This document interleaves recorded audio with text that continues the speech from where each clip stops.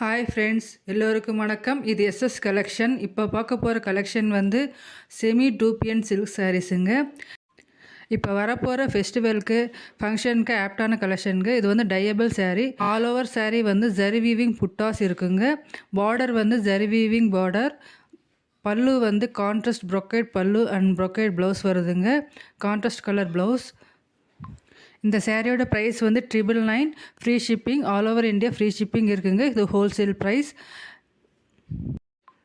டூப்பியன் silk வந்து உங்களுக்கு வந்து மெனி இயர்ஸாக ட்ரெண்டிங்கில் இருக்கிற கலெக்ஷனுங்க. ஈஸி டு வேராக இருக்குங்க.